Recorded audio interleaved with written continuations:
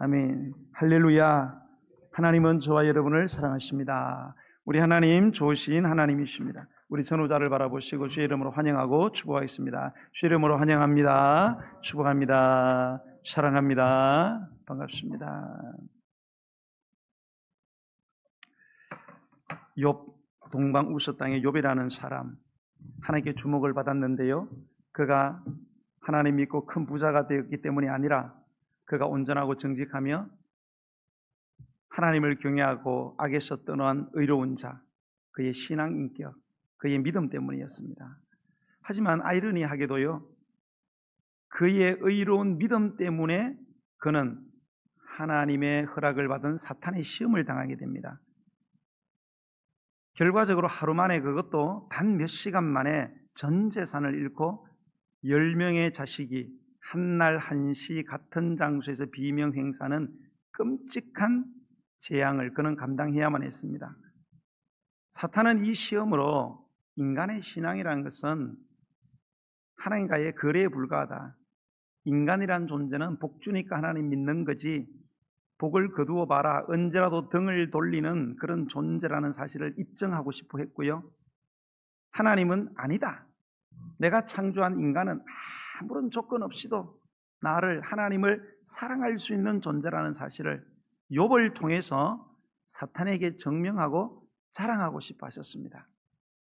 욥은 그러한 하나님의 기대를 만족시켜 드렸는데요. 그는 평생 쌓아 올린 모든 재산을 잃고 10명의 자녀의 무덤 앞에서도 욥기 1장 20절로 22절에 보면 욥이 일어나 겉옷을 찢고 머리털을 밀고 땅에 엎드려 예배했다. 그리고 말하기를 내가 모태에서 알몸으로 나왔사온 적 또한 알몸으로 그리로 돌아갈지라. 주신 이도 여호와시요 거두신 이도 여호와시오니 여호와의 이름이 찬송을 받아야 한다. 그러며 그는 모든 일에 범죄하지 아니하고 하나님을 향하여 원망하지 아니했다고 했습니다. 이 욥의 감동적인 믿음이 오늘 저와 여러분의 믿음이기를 예수님의 이름으로 간절히 축원을 드립니다. 그러나 욥의 고난은 여기서 끝나지 않습니다. 이것은 고통의 시작일 뿐이었습니다. 우리가 2장을 보면요, 하늘의 어전회의가 또다시 열립니다. 거기에서 욥기 2장 3절에 보면 하나님이 사탄에게 이런 말합니다. 네가 나를 충동해서 까닭없이 욥을 치게 하였지만 그가 여전히 자기의 온전함을 굳게 지켰다. 그러면서 극찬을 하십니다. 그러자 4절과 5절에 보면 사탄은 비꼬듯이 받아치는데요. 하나님, 사람은 가죽으로 가죽을 바꾸는 법입니다. 사람이 그의 모든 소유물로 자기의 생명을 바꾸는 것입니다. 이제 주의 손을 펴서 그의 뼈와 살을 쳐보십시오. 틀림없이 욥은 당신에게 등을 돌리고 당신을 욕하고 떠날 것입니다. 가죽으로 가죽을 바꾼다는 것은 당시 속담이었는데요. 앞에 있는 가죽은 덜 중요한 가죽, 인간의 소유물을 말하고요. 뒤에 가죽은 진짜 중요한 가죽, 사람의 건강과 생명을 말하는 것입니다. 욥이 가진 것을 다 잃었지만 아직 몸은 멀쩡하지 않습니까? 건강을 쳐서 생명을 위협해 보십시오. 생명보다 귀한 것이 어디 있습니까? 반드시 하나님을 욕하고 돌아설 것입니다. 인간의 신앙은 소유의 복을 위한 하나님과의 거래다. 이런 1차적인 자기 주장에 실패했던 사탄은 이제 인간의 신앙이라는 결국 자기 생명 보존을 위한 거래적 태도에 불과하다라는 식의 억지 주장을 그는 사탄은 펼치고 있는 것입니다. 놀랍게도 하나님께서는요, 또 한 번 욥의 건강까지도 사탄에게 허락을 해 버리십니다. 그러나 단 한 가지, 그의 생명에는 손을 대지 말라고 제안을 하셨습니다. 사탄은 이 명령을 받고요, 신속하게 땅으로 내려와 욥의 온몸에 악성 종기가 나게 합니다. 발바닥부터 정수리까지 이 종기가 퍼져나갔어요.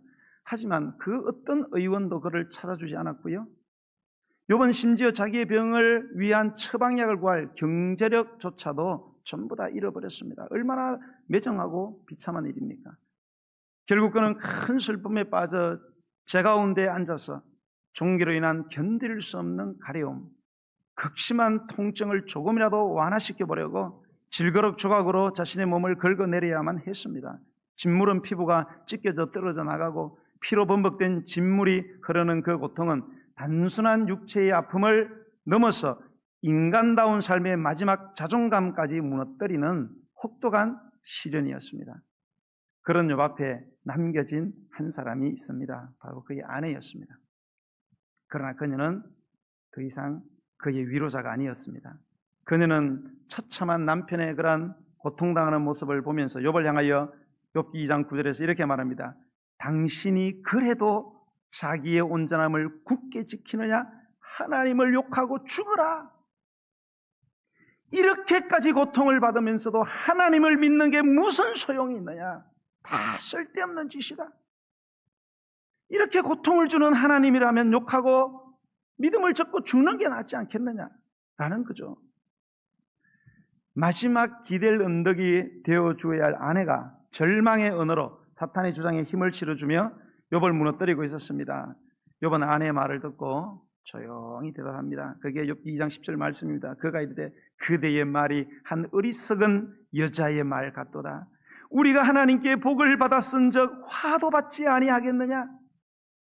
우리가 하나님께 복을 받았은즉 화도 받지 아니하겠느냐? 하고 이 모든 일에 욥이 입술로 범죄하지 아니했다. 할렐루야. 욥의 고통 속에서 이 한마디의 고백은요, 그의 신앙의 뿌리가 얼마나 깊은지를 보여주는 말이었습니다. 사람들은 흔히 육체가 무너지면 정신도 같이 무너진다 이렇게 이야기합니다. 실제로요, 저는 많은 그리스도인들이 예수님을 잘 믿다가 건강을 잃고 신앙마저 잃어버리는 경우를 종종 봐왔습니다. 병상에 누워있을 때, 병세가 아무리 기도해도 호전되지 않을 때, 그 고통이 끝날 기미가 보이지 않고 계속해서 반복되어질 때 하나님께 원망을 쏟아내고 하나님의 관계를 끊어버리는 경우죠. 그러나 욥은 달랐습니다. 몸은 무너졌지만 그의 믿음은 여전히 그 자리에 서 있었습니다. 그 자리가 비록 쌓인 잿더미 속이었지만 그 재 속에서 앉아 자신의 종일한 모습을 긁는 모습은 외적으로는 비참하고 초라한 모습이었지만 그 속에는 하나님을 향한 가장 순결한 신앙이 눈부시게 빛나고 있었던 것입니다. 우리는 종종 병이 들면 하나님께 버림을 받았다, 하나님께 저주받았다 그렇게 느낍니다. 그러나 욥은 제 가운데에서 삶으로 우리에게 큰 소리 외쳐 말합니다. 여러분, 아닙니다. 질병의 고통이 우리에게 다가온다고 해서 하나님이 우리를 멀리 떠난 것이 아닙니다. 오히려 그 순간에도 하나님은 더 가까이 우리 곁에 계시며 우리를 주목하고 계시며 우리의 믿음을 보고 싶어 하십니다. 참된 신앙은 질병의 고통을 넘어서는 것입니다. 신앙의 본질은 건강을 지켜내는 것이 아니라 건강을 잃어도 하나님과의 관계를 지켜내는 것입니다라고 소리치고 있는 것입니다. 욥은 극심한 질병의 고통 속에서도 입술로 죄를 범하지 않았습니다. 사탄은 인간의 건강을 치면 누구나 믿음을 버릴 거라고 확신했지만 욥은 그렇지 않았습니다. 욥은 여전히 이유를 알지 못합니다. 왜 모든 소유를 잃고 10명의 자녀가 죽고 왜 건강이 무너져야 하는지 아무 설명을 듣지 못했습니다. 그러나 그는 설명 대신에 하나님을 붙들고 있었습니다. 우리 역시 삶에서 욥과 같은 시기를 맞을 수 있습니다. 몸이 병들고 주변과의 관계가 끊어지고 삶이 쓸쓸해질 때 우리는 욥처럼 잿더미 속에서 우리의 진실한 믿음의 고백을 할 수 있어야 합니다. 고통 앞에서 무너지는 믿음이 아니라 그 자리에서 내 신앙이 진실하다는 사실, 내 진실한 신앙, 내 신앙은 거래가 아니다. 나는 아무런 조건 없이도 하나님을 사랑할 수 있다는 진실한 믿음을 증명해 내시기를 바랍니다. 이 믿음이 저와 여러분의 믿음이기를 간절히 축원드립니다. 그런데 바로 이 시점에서 욥의 진짜 싸움과 고통이 시작이 됩니다. 이 시작은 고통이 점점 익숙해질 즈음에 그의 고통을 해석하는 사람들의 등장으로 시작이 되었습니다. 친구들이 욥을 찾아오게 됩니다. 그런데 그들의 말 속에는 욥을 또 다른 고통으로 몰아갔습니다. 말로 하는 그들의 비난과 정죄는 욥에게 육체의 고통을 완전히 능가하는 더 깊은 아픔과 상처를 남기게 됩니다. 찾아온 세 친구의 이름은 성경의 엘리바스, 빌닷, 소발이었습니다. 그들은 욥이 겪고 있는 고난을 듣고 함께 위로하기 위해서 찾아온 것입니다. 친구들이란 이름으로 등장한 이들은 처음에는 진심 어린 슬픔을 드러냈습니다. 멀리서 질병으로 온몸이 다 짓물러 흘러내려서 변해 있는 욥의 모습을 알아볼 수 없을 정도의 처참한 모습을 보고 그들은 일제히 소리질러 울부짖으며 자기들의 겉옷을 찢고 하늘을 향하여 티끌을 날려 자기 머리에 뿌리면서 함께 슬퍼했습니다. 그리고 무려 7일 동안 욥과 함께 아무 말 없이 곁에서 땅에 앉아 있었습니다. 이 일주일의 침묵, 인간적인 위로의 가장 깊은 형태를 보여주는 듯 했습니다. 그러나 그 침묵이 깨어지고 그들의 입술이 열리는 순간부터 상황은 달라지기 시작했습니다. 친구들의 입술에서 흘러내온 말은 위로가 아니었습니다. 욥을 향한 비난, 정죄, 판단으로 기울어지고 있었습니다. 가장 먼저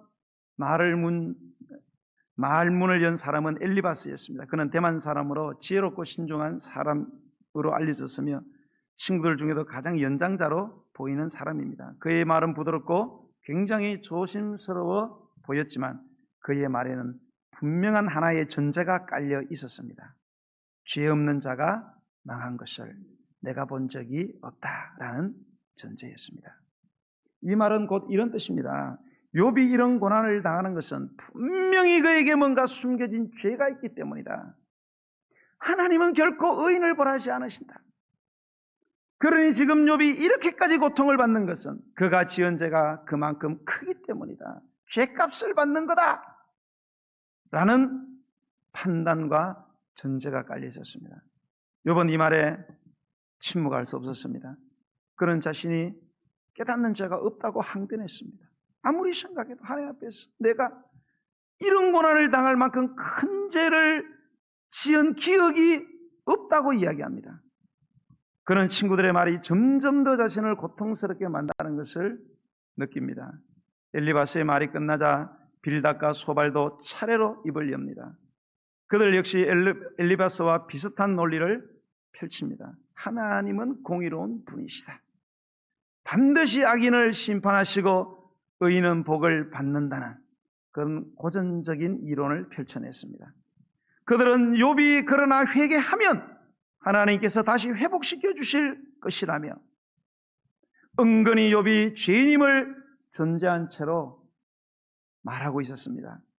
이처럼 친구들은 세 차례에 걸쳐 반복적으로 욥이 숨겨진 죄를 고백하고 회개하라고 다그쳤습니다. 엘리바스 경우는요, 성경을 살펴보면 욥이 어떤 죄를 지었는가 하면 빚을 이유로 가난한 자의 생존 수단과 최소한의 보호장치마저 빼앗는 사회적 불의를 저질렀다. 그런 잔혹한 일을 행했기 때문에 벌을 받는 것이다. 욥은 권세를 이용해서 약자들의 토지를 착취하고 빼앗았다. 욥은 과부와 고아를 도와주기는커녕 오히려 억압했다.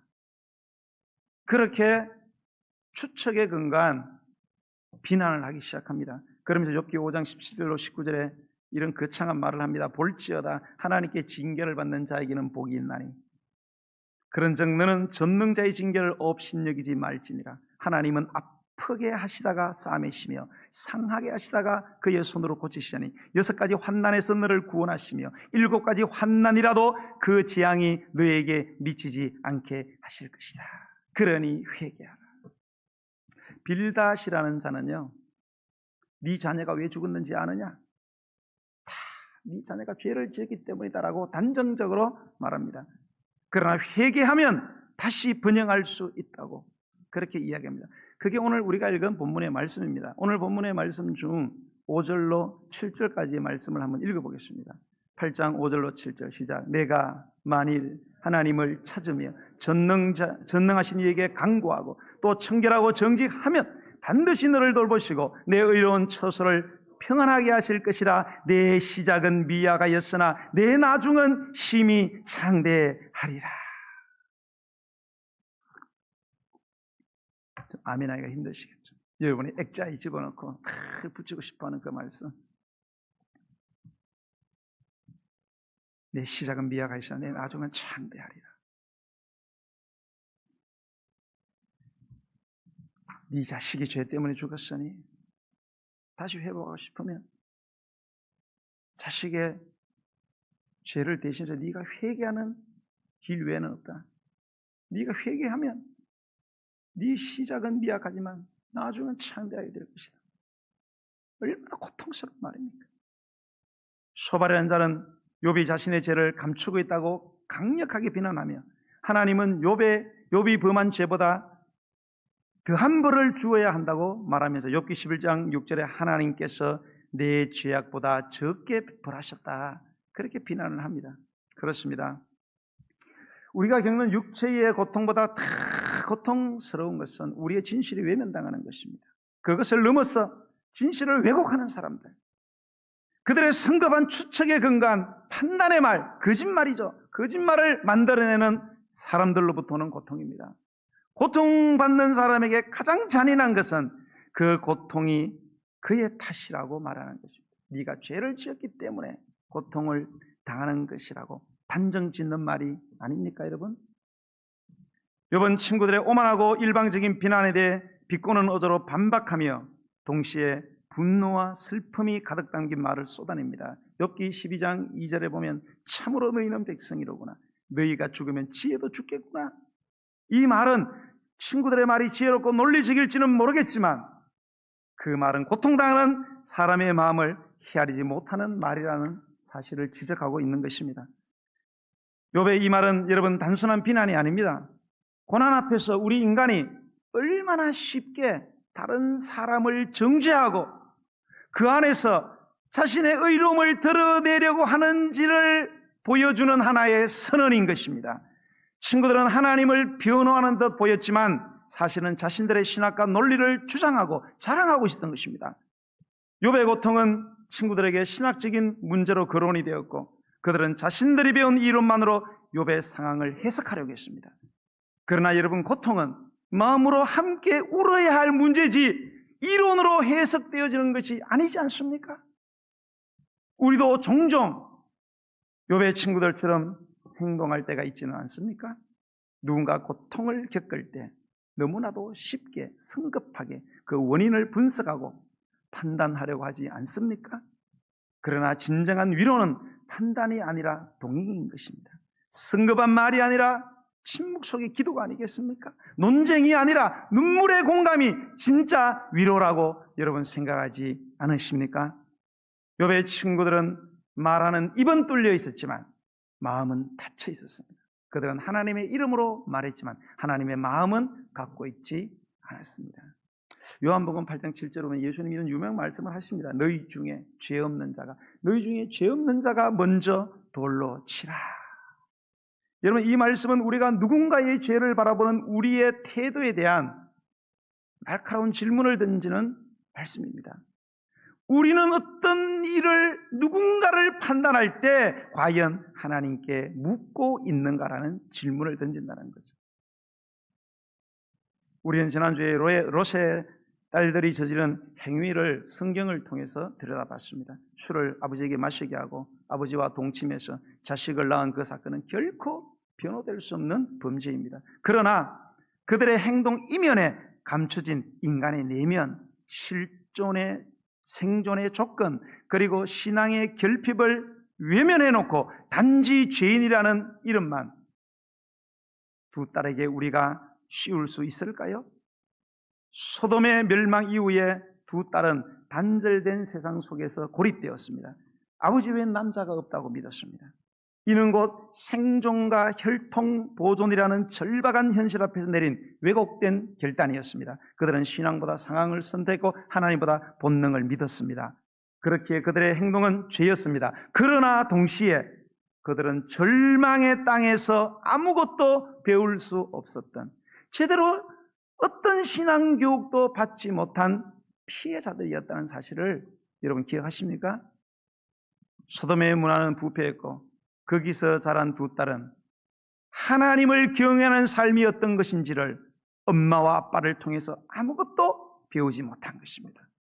롯이 아브라함과 함께 살던 시절에 믿음을 계승하지 못한 것은 그의 자녀에게 영적인 유산이 전수되지 못했다는 증거입니다. 부모가 가진 신앙은 머물렀고 딸들의 삶에는 그 신앙이 전달되지 못했습니다. 사랑하는 여러분, 부모된 여러분이 믿는 하나님이 여러분의 자녀의 하나님이 되지 못할 때 그 신앙은 반드시 무너진다는 사실을 여러분 기억하셔야 합니다. 딸들은 하나님에 대해 수없이 들었을 수는 있었지만 하나님을 한 번도 체험한 적은 없었습니다. 그래서 기도하지 못했고, 그래서 기다리지 못했고, 그래서 오판했고 실행에 옮긴 것입니다. 이 모든 과정을 단지 도덕적인 눈으로만 본다면 그들은 용서받을 수 없는 죄인입니다. 그러나 우리 하나님은 인간의 겉모습만 보시고 판단하지 않으십니다. 인간은 중심을 볼 수 없지만 하나님은 마음을 꿰뚫어 보십니다. 롯의 딸들은 하나님께 악을 도모하려고 한 것이 아니었습니다. 생존의 조건 앞에서 방향을 잃은 자들인 것입니다. 그들은 생명의 길을 찾다가 신앙의 부재 때문에 죄를 범하고 만 것입니다. 쾌락 때문에 죄를 범한 것이 아닙니다. 절망 속에서 행해진 죄악임을 우리는 알아야 합니다. 이것이야말로 의지적 악의가 아닌 무지와 절망에서 비롯된 죄의 대표적인 사례입니다. 그러나 죄는 죄입니다.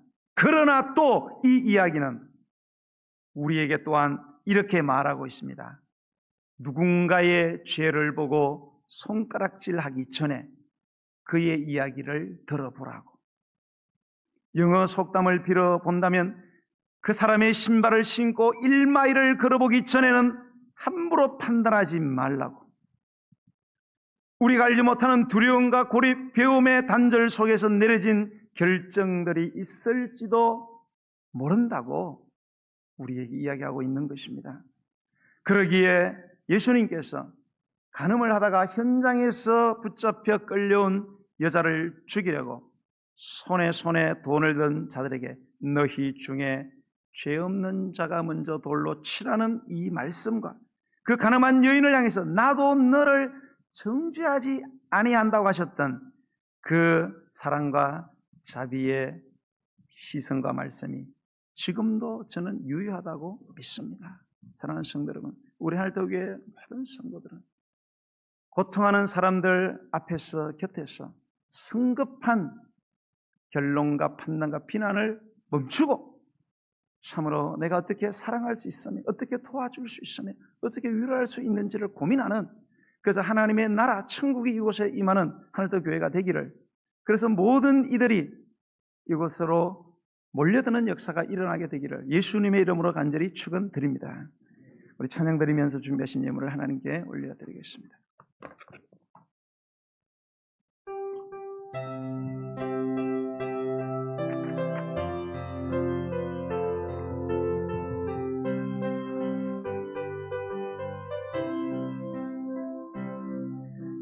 왜 나만 겪는 고난이냐고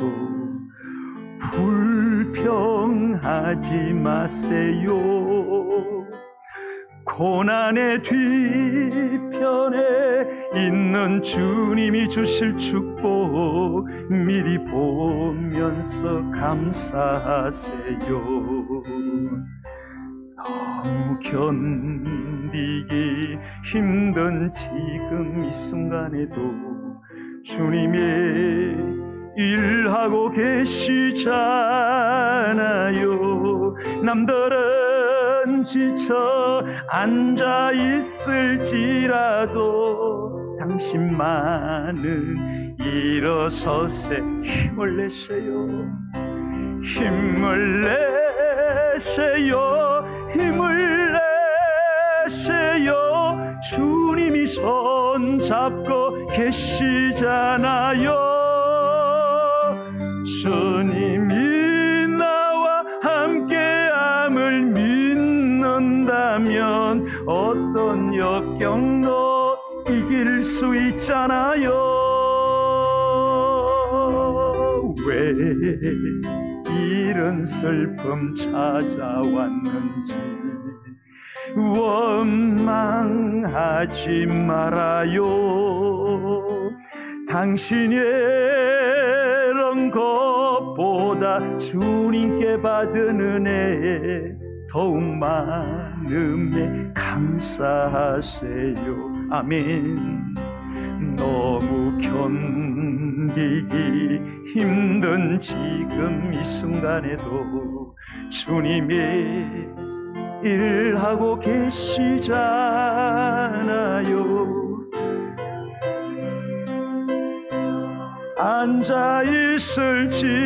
앉아있을지라도 당신만은 일어서세. 힘을 내세요. 힘을 내세요. 힘을 내세요. 힘을 내세요. 주님이 손잡고 계시잖아요. 주님이 나와 함께함을 믿는다면 어떤 고난도 이길 수 있잖아. 힘을 내세요. 힘을 내세요. 힘을 내세요. 주님이 손잡고 계시잖아요.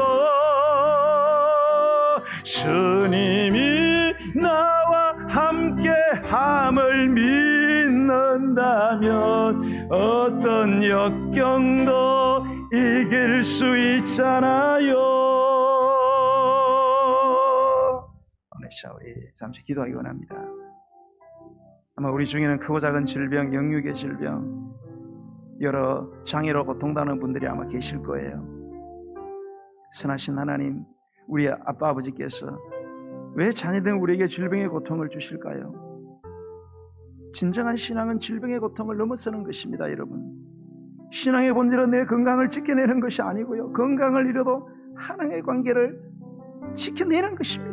그런 믿음의 소유자, 질병을 뛰어넘는 믿음, 어떤 질병이 와도 흔들리지 않는 믿음, 예배와 찬양으로 이겨내는 믿음, 결국은 축복으로 마감하는 형통한 인생이 되기를 원하시기 때문인 것입니다. 복을 받아 쓴 적 화도 받지 아니하겠느냐. 하나님, 질병의 화도 이겨내는 믿음을 내게 주시어서 나와 내 자녀, 내 사랑하는 사람들이 질병 때문에 하나님을 잃어버리거나 신앙을 버리지 않도록 흔들리지 않는 믿음을 주시옵소서. 잿더미 속에서도 복을 받았으니 화도 받지 않겠느냐는 욥의 고백이 나의 고백이 될 수 있도록 하나님 아버지, 나의 믿음을 단련시켜 달라고 존귀하신 주님의 이름 한번 부르고 기도하겠습니다. 주여, 할렐루야, 할렐루야, 할렐루야. 질병 많은 세상을 살아가는 티끌 같은 인생의 연약함을 주님 돌아봐 주시옵소서.